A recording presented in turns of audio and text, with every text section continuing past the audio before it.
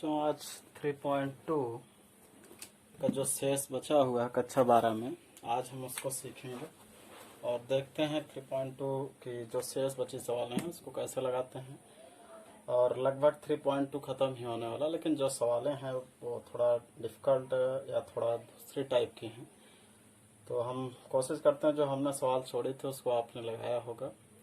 आते हैं, आज देखते हैं 19 नंबर की सवाल है। मेरे सामने बुक है और वो भी बहुत पुरानी किताब है जिस किताब से मैं बता रहा हूँ, और कुछ सवालों को हमें एडजस्ट करना पड़ रहा है किताबों से। तो देखते हैं पहली सवाल क्या है। 19 नंबर में है, किसी व्यापार संघ के पास 30,000 रुपये है। उसके पास 30,000 रुपये है और उसको दो प्रकार के बांडों में अलग कर रहा है या दो प्रकार के बांडों में निवेश कर रहा है। और एक बांड पे उसको यानी इसी को दो पार्ट में अलग करा, एक पे 5% का लाभ मिल रहा है, एक पे 7% का लाभ मिल रहा है। इस तरह से जो टोटल लाभ आ रहा है वो 1800 रुपये है। इसे हमें मैट्रिक्स के रूप में हल करके, नहीं मैट्रिक्स का यूज क्या है, आज उस यूज को देखते हुए एक सवाल हमको मिला है और उसे सॉल्व करके ले आना है। तो देखते हैं। तो कुल हमारा जो व्यापार संघ के पास रुपयों का कोष कितने हैं, रुपयों का कोष जो संघ के पास है वो 30,000 का है। 30,000 रुपये है और मान ले रहे हैं कि पहले बांड पे वो 100 रुपये निवेश कर रहा,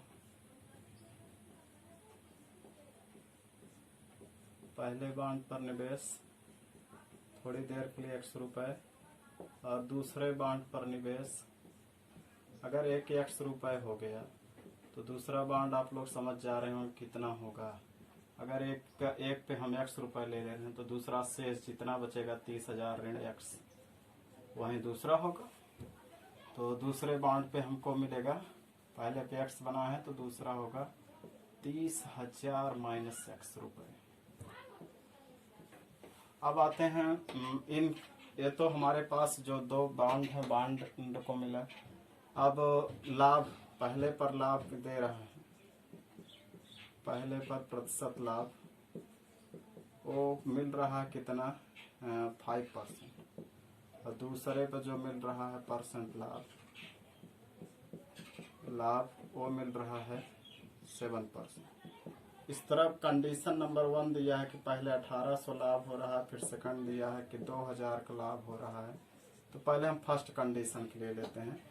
देखिए जो 1800 है, यदि इसे हम मैट्रिक्स में देखें तो कितने कोटि का होगा, 1 गुणे 1 का होगा, 1 गुणे 1। और जो हमारे निवेश बांड हैं वो भी 2 हैं, 2% लाभ भी है। तो हम कैसे पंक्ति में लिखें कि कैसे आव्यूह में लिखें, हो सकता है हो जाता। 1 गुणे 2 का एक हम अगर आव्यूह बना लें और 1 को 2 गुणे 1 का बना लें, तब अगर हम इन दोनों को मल्टीप्लाई करेंगे, मल्टीप्लाई करना पड़ेगा। x का 5% का लाभ कुछ आएगा, ये इनका यानी इनको गुणा करना, इनका 7% लाभ। अगर हम व्यापार पुरानी विधि से जैसे कक्षा 6, 7, 8 में हम कुछ ऐकिक नियम या कुछ ऐसे पढ़ते थे तो हमें क्या करना पड़ता था, x का 5% प्लस इनका 7% बराबर कितना लाभ आ रहा है वो लाभ दे देता था। तो हमें अब आव्यूह रूप में लिखना पड़ेगा, तो किसी एक को पंक्ति में लिखना होगा, किसी एक को स्तंभ में लिखना होगा। और हमें जो जब गुणा करें तो 1 गुणे 1 का आना चाहिए। ऐसे पंक्ति का स्तंभ बनाए कि गुणा भी हो जाए और 1 गुणे 1 का आ जाए। फर्स्ट 1800 यदि बांडों को पंक्ति आव्यूह में लिखें, पंक्ति आव्यूह में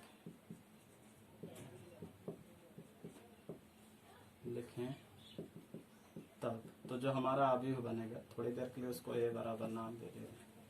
आव्यूह बनेगा x 1 और एक होगा 30,000 माइनस x, और तथा प्रतिशत लाभ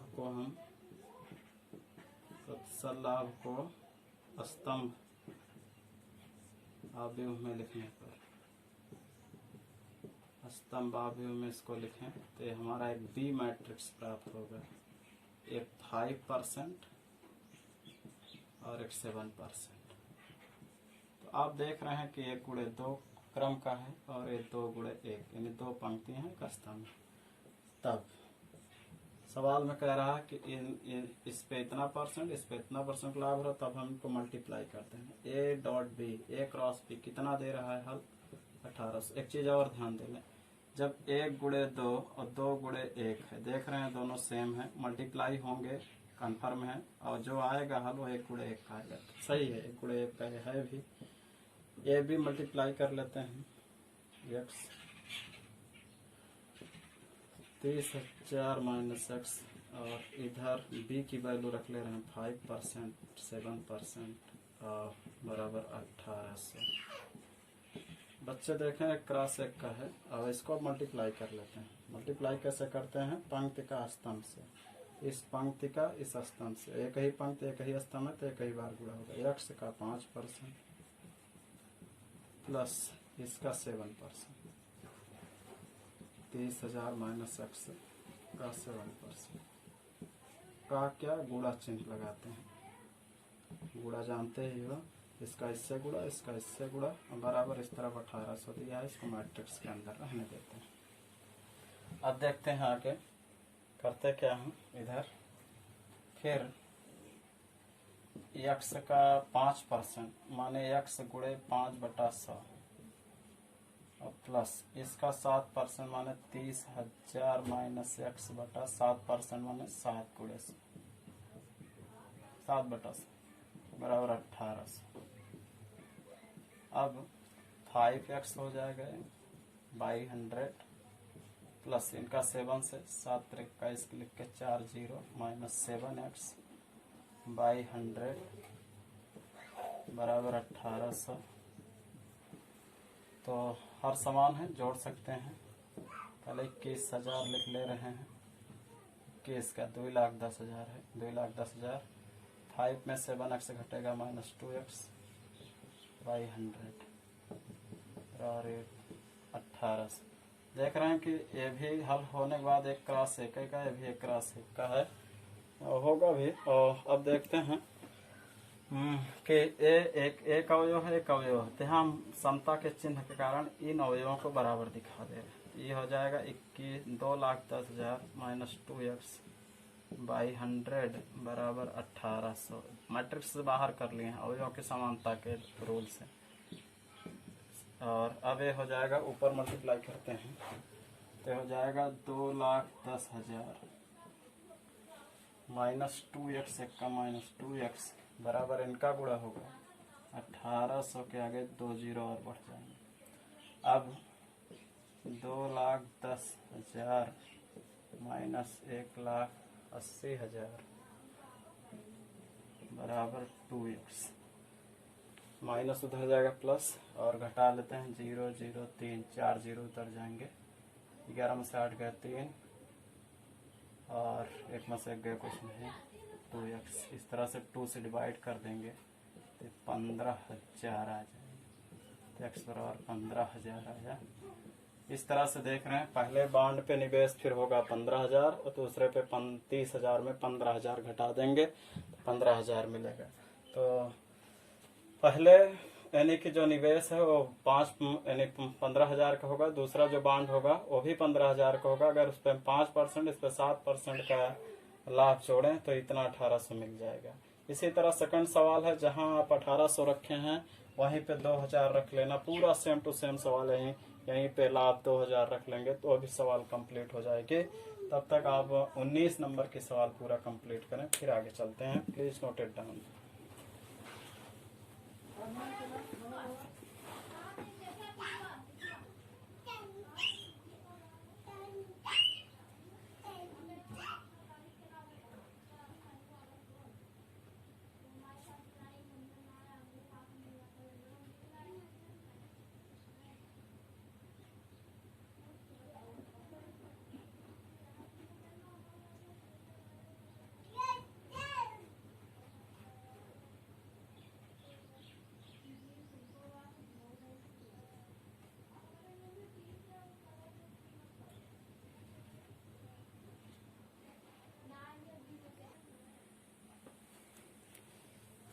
बच्चों अब देखें सवाल नंबर 10 पढ़ रहे हैं क्या है।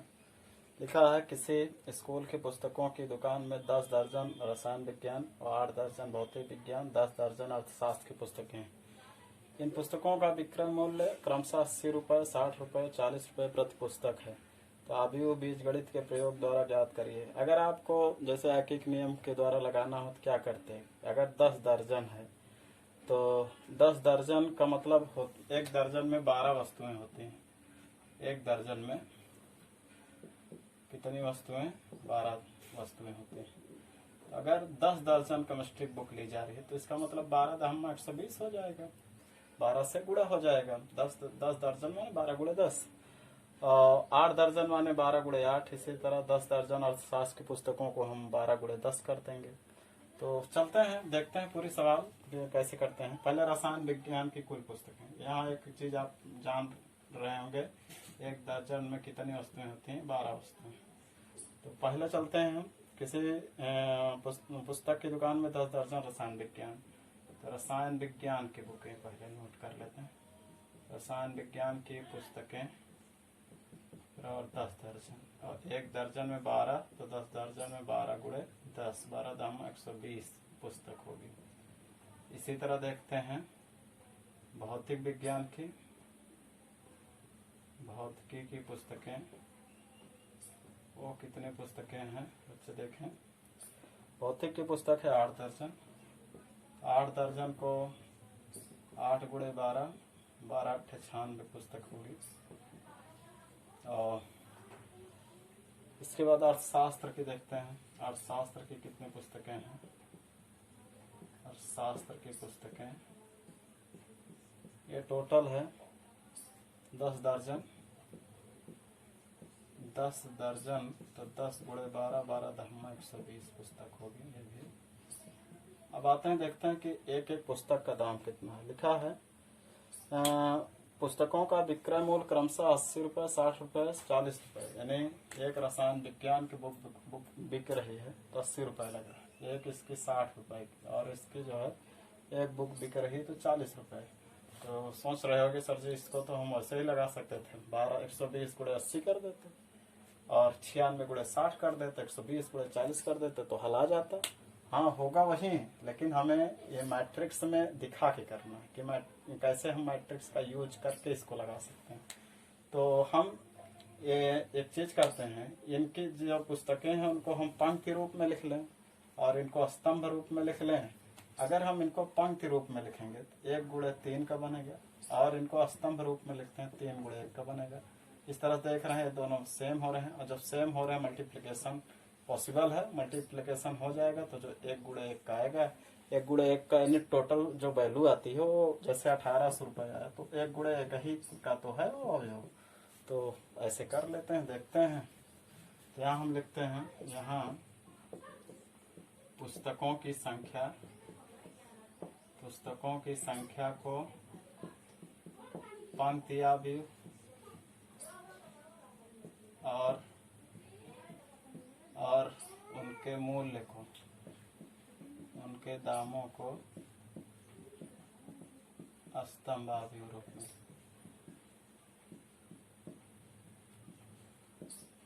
लिखने पर लिखकर गुणा करने पर सीधा कर देते हैं। तो देखें बराबर जो पुस्तक हैं वो इस तरह से हो जाएंगे। कितना हो जाएगा, कितनी प्राप्त राशि, गुणा करने पर प्राप्त राशि कर देते हैं, पूरा कंप्लीट ही हो जाएगा। तो हमारे पास पुस्तक है 120, 96 और 120। ये हो गई पुस्तकों की संख्या पंक्तियाँ भी। और स्तंभ में लिख लेते हैं इनके दामों को। एक किताब की दाम 80 है, 60 है और 40 है। अब इनको जब मल्टीप्लाई करेंगे, अगर ये हम आगे कर देते हैं तो मल्टीप्लिकेशन क्या पॉसिबल है, जैसे 3 गुणे 1 का है, ये 1 × 3 है। अगर 3 गुणे 1 में 1 गुणे 3 गुणा करोगे बन तो जाएगा, लेकिन वो 3 गुणे 3 का हो जाएगा। तो क्या 3 दाम कैसे जान पाओ तो क्या हो। तो देखते हैं, अब इनका 120 का 80 से मल्टीप्लाई हो जाएगा, पंक्ति गुणे स्तंभ, पंक्ति का स्तंभ से गुणा होता है। इस पूरी पंक्ति इस स्तंभ से, इस पूरी पंक्ति का इस स्तंभ से गुणा होगा तो केवल एक गुणे एक का मैट्रिक्स प्राप्त होगा। 96 गुणे 60 प्लस 120 गुणे 40, 12 8 96, 9600 और 6 6 36, 6 9 54 3 57, 12 4 48 00। अब आप इसको जोड़ लेंगे वहीं उसका आंसर हो जाएगा। इस तरह से हमने आज 20 नंबर की सवाल भी बता रखे हैं। आते हैं 21 22 में, देखते हैं क्या है, कैसे है, लॉजिक है, फिर बढ़ते हैं।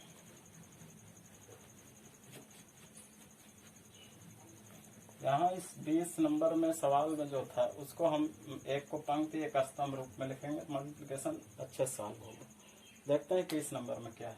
एक लॉजिकल सवाल है, कह रहा है कि कोई x आव्यूह है, वो 2 क्रॉस n का है, 2 क्रॉस n क्रम का। एक y मैट्रिक्स है जो 3 क्रॉस k का है, और एक z मैट्रिक्स है 2 क्रॉस p का है। एक W मैट्रिक्स है और n गुणे 3 का है।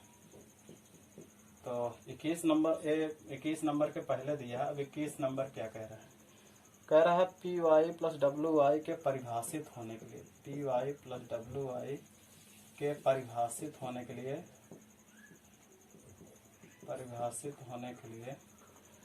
कह रहा है कि n के p के बीच में रिलेशन, n के p के बीच में रिलेशन। देखें बच्चे कैसे करते हैं। पहले हम पी वाई उतारते हैं। यहाँ पी वाई मल्टीप्लिकेबल है, यानी इसको गुणा कर रहे हैं। तो मल्टीप्लिकेबल तभी होते हैं, आप जानते हैं, कि जब p के क्रम इसमें हमने लिख नहीं रखा है। p का क्रम, p आव्यूह हमने क्रम लिखा नहीं है। एक मिनट, आप इस p क्रम को बुक से देखना पड़ेगा हमें।